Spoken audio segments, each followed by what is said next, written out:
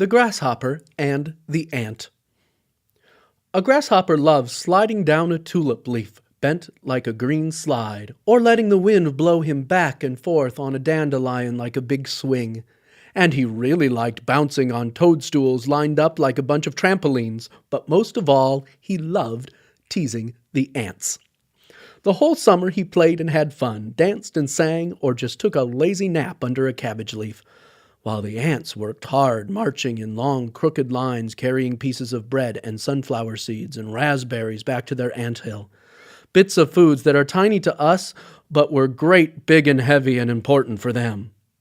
"Shouldn't you save some food for winter?" a young ant asked the grasshopper.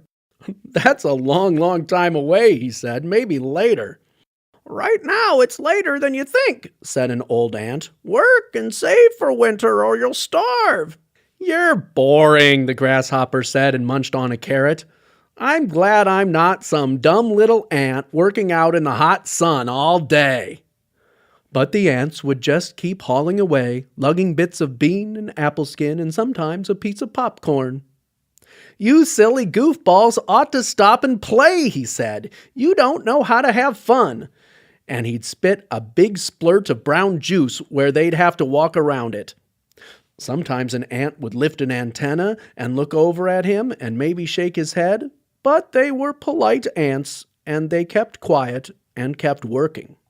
"Ha!" the grasshopper said. "A bug with any sense would stop marching right now and have a big picnic with all that yummy food instead of hiding it away someplace."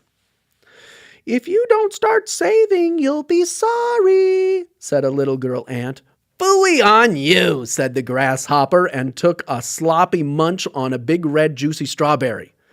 "Don't you wish you could quit working and have a slurp of strawberry juice?"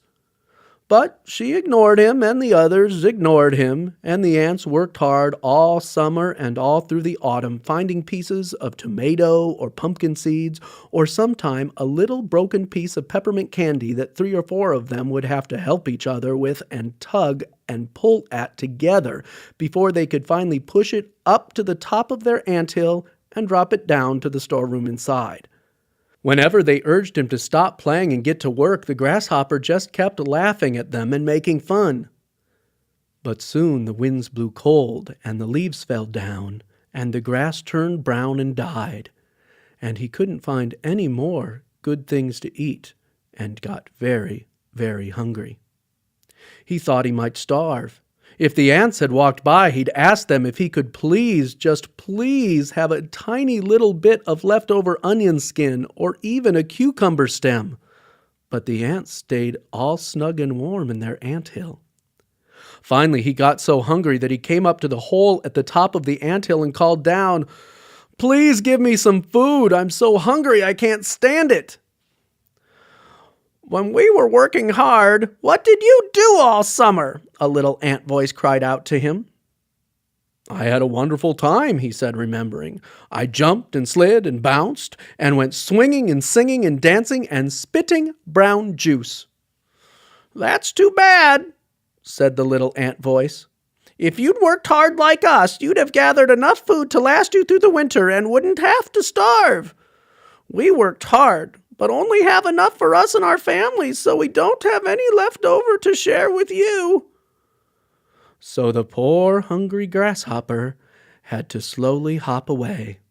He felt very, very sorry that he'd only played and been lazy all summer long when he should have been working hard and saving for the winter like the ants.